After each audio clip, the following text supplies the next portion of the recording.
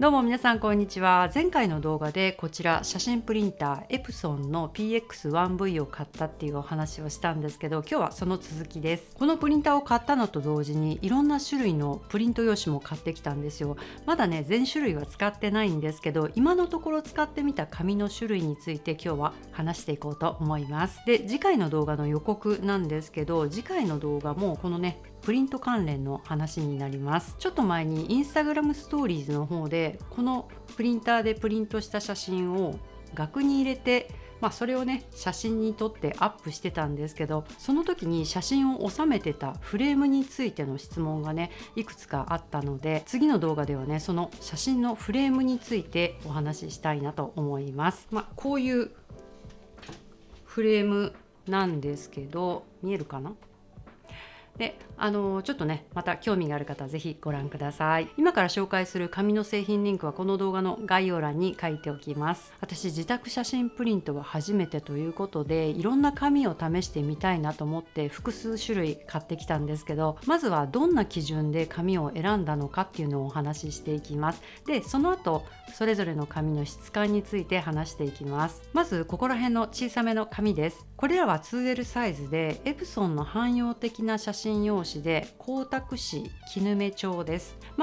の辺りの紙はそんなに高価でもないので、とりあえず日常的な写真をするとか、あと作品的な感じの写真を大きくプリントする前の様子見的な感じで使ってみようかなと思って買いました。それからこれはちょっと上のクラスになるのかな。同じくエプソンの超光沢紙のクリスピアです。で、次にここら辺はちょっと作品的なものに使いたいなと思って選んだ紙です。その中でもこれは小さいはがきサイズの紙でしっかりとした厚みもあるので、ポストカードとして使えるかなと思って買ってみました。あと大きい紙にプリントする前に質感テスト用として使えるかなと思いました。私がこういう質感のプリントがしたいなと思って頭の中にイメージしていたのが、私が持っているお気に入りの写真集のような質感です。私も自分の写真をこういう写真集っぽい質感でプリントできたらなと思ってました。なのでツルツルピカピカの鏡面のような紙ではなくて、光沢抑えめの半光沢ぐらいな感じで、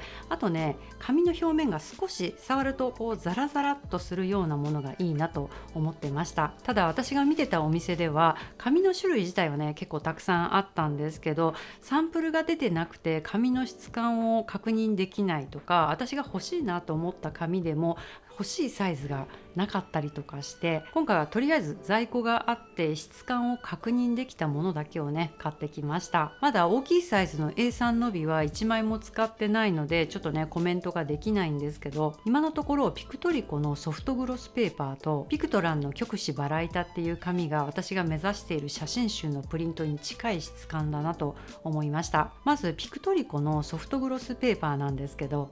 厚みがある紙です。で、プリント面は半光沢で角度によって細かい微粒子感っていうのかな、そういうちょっとしたキラキラ感みたいなのがあって、そのキラキラ感もさりげなくて上品な感じで素敵だなと思いました。ちょうどね今ご覧いただいている写真の雰囲気にもよく合ってるんじゃないかなと思います。この紙いろんなタイプの写真に合いそうな万能な感じです。最初買った時に A4 サイズも買ったと思ってたんですけどね、なんか複数買いすぎて何を買ったかわからなくなっちゃって、結局ねその A4 買ってなかったんですよ。なので後からまたね買い足しに行きました。で、次ピクトランのこれピクトランなのかな、ちょっとねアクセントの置き場がわからないんですけど、極紙です。これ極紙っていうのも極紙っていう読み方でいいのかな、まさかつぼね紙じゃないよねとか思ったんですけど、これねつぼね紙だったらウケますよね。この紙がめちゃめちゃゴージャスで重厚感があるんですよ。見るからに高そうっていう紙です。厚みもちょっと分厚めでしっかりしているので、端っこを持ってもあんまりねしならない感じです。もともとの紙の色が真っ白ってわけではなくて、ちょっとね暖色寄りです。プリント面は半光沢で表面がザラザラです。触らなくても見た目だけでザラザラしてるなってわかるぐらいの凹凸感があります。光の当たり方によってはちょっとマットっぽい雰囲気もありつつ、また角度が変わるとキラキラしているようにも見えて、どっちかっていうとね、ちょっと個性強めです。これ今見てもらってるのははがきサイズなんですけど、 A4 も買ってきたので、またこれぞという写真で印刷してみたいと思います。で、こちらが同じくピクトランの極紙バラ板っていう紙です。なんかこれ端っこに黒いインクついちゃってるんですけど、それはね、ここではスルーしてください。さっきの極紙と比較するとほんの少しだけ軽いです。厚みもちょっとだけ薄いです。それでもこれもかなりしっかりとした厚みがあるので、こんな感じでね、端っこを持ってもほとんどしならないです。あとさっきの極紙と比較すると紙の地色も白いです。なので素直な色が出ます。それから表面は全体的に半光沢で細かいザラザラ感があります。今のところ試した紙の中ではこれが一番私が言っている写真集のプリントの表面の質感に近いなって感じがします。極紙と比較するとこっちの極紙バラ板の方が万能そうなので、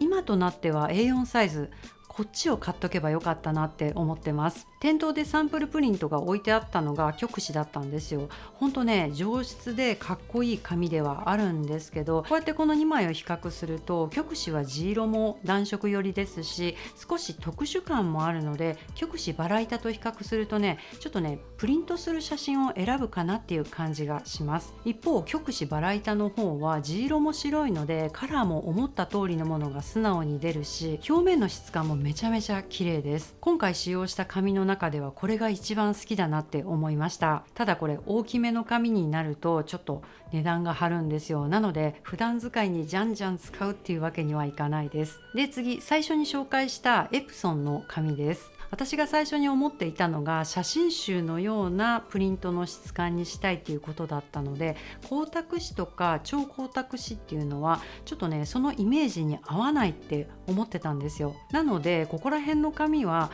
試し刷りとか日常写真用に使おうかなって思ってたんですけど、とりあえず試しに使ってみようかなと思って刷ってみたら、これがね意外にピタッとハマったんですよ。先に見てもらったピクトリコのソフトグロスペーパーとか、あと極紙の2種類とか、そこら辺と比較するとちょっとね路線が全然変わっちゃうんですけど、実は超光沢紙、光沢紙、絹目もう全然悪くなくて、期待をしてなかっただけに意表をつかれたっていう感じで、これすごくいいじゃんっていう風に、なりました。というのも今回プリントした写真、色を強調したいっていうか、ちょっとしっかりと色を際立たせたいっていうタイプのものが多かったんですけど、その色がしっかり鮮やかに乗るのが光沢紙なんですよ。まさに iPad モニターで見ている雰囲気とほぼほぼギャップがない感じでプリントできるのがこの辺の紙でした。ただこうやってプリントしたものをフレームに入れずに単体で鑑賞していると、さっきのアート紙系の紙と比べるとね、やっぱりねちょっとライトな感じがするっていうのかな。こう表面もつるんとしているし、なんとなく重厚感が物足りないっていうのかな。そんな感じはあります。でもね、これをフレームに入れると印象がガラッと変わるんですよ。フレームに収めることによって一気に重厚感が出るし、なんといっても強調したかった色の発色が綺麗なのですごく映えます。発色がいいのでフレームの一番前の透明の板を通してもそのプリントの色が素直に伝わってきます。ただ光沢紙なので光に当たると結構ね反射が強かったりとか、あとこういった黒い部分が多い写真だと見てる自分の顔が黒い部分に映り込んだりするっていう難点もあるんですけど、フレームに収める場合、結局フレームの一番前の透明の板、ガラスだったりアクリル板だったりプラスチックだったり、こういうものがそもそも反射する素材なので、プリント自体の反射がどうこうってね、そこまで気にしなくてもいいのかなと思いました。フレームに入れたらどっちにしろ反射するんですよ。というわけで私はその反射云々よりも発色の良さを優先したいなと思いました。というわけで結局今のところフレームに入れたのは超光沢紙クリスピアでプリントしたものがねほとんどになっちゃいました。それからこれ雨の夜の地面の反射を映しているものなんですけど、こういう夜景とか艶とか光とかを強調したい写真の場合は特に光沢系の紙の方が雰囲気が合いますね。でこの超光沢紙クリスピアと普通の光沢紙っていうのがあるんですけど、この2つのプリントの差がパッと見ではちょっと分かりにくいので、私プリントした後に後ろにね紙の種類を書いて付箋貼ってあります。ただ触って比べるとすぐに分かります。クリスピアの方がちょっとね分厚くて重たいです。あとこれ絹目調なんですけど、さっきピクトロンの曲紙で見てもらった写真と同じ写真なんですけど、絹目調もねまた違った感じでなかなか綺麗です。でこちらは光沢紙と絹目調に同じ写真をプリントしてみたんですけど、これねどちらも綺麗で選べないんですよ。どっちでもいいかなって感じです。この写真の場合はアート紙系も合いそうだなと思いました。実際プリントをするまでは私写真集のようなプリントの質感を目指していたっていうこともあって、絶対半光沢のアート紙がいいでしょうって思ってたんですけど、いざプリントしてみたらいや光沢紙いいなって思ったのがね自分でも意外でした。特に今のところプリントした写真、色を強調したいなっていうものであったっていうこともあるし、それから今回はフレームに入れて仕上げるっていうのが最終目標だったので、その光沢紙をフレームに入れた時の全体的な印象がね良かったっていうのが理由だと思います。本当ね買う時はついでにっていう感じで買っておいた光沢紙クリスピアが大活躍してます。実は最初 2L サイズのクリスピアしか買ってなかったんですけど、大きいのも欲しくなったのでまた後でお店に行って A4 サイズ買ってきました。でこれは A4 サイズのクリスピアと 2L サイズのピクトリコのソフトグロスなんですけど、こうやって並べてみてもどちらもそれぞれプリントすごく綺麗なので、どっちがいいってね単純に言えないんですけど、とりあえずフレームに入れるのは A4 クリスピアにしようと思ってます。ちなみにこの写真つい2週間ぐらい前に発表されたパリストリートフォトグラフィーアワードでファイナリストっていうのにね選んでもらった写真です。ちょっと向こうに提出した写真とは仕上げの雰囲気がね違うものになってます。この写真についてもまたね別の動画作りたいなと思ってます。今回いろいろプリントをしてフレームに入れてみて気がついたのが、もちろん紙の質感っていうのはねすごく大切なんですけれども、それをフレームに入れる場合はそのフレームのねこの一番前のガラス面、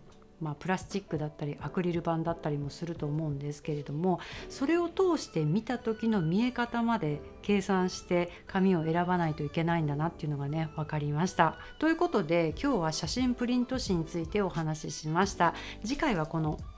フレームについてお話ししますので、よかったらまた続編として見てください。それではまた次回の動画でお会いしましょう。さようなら。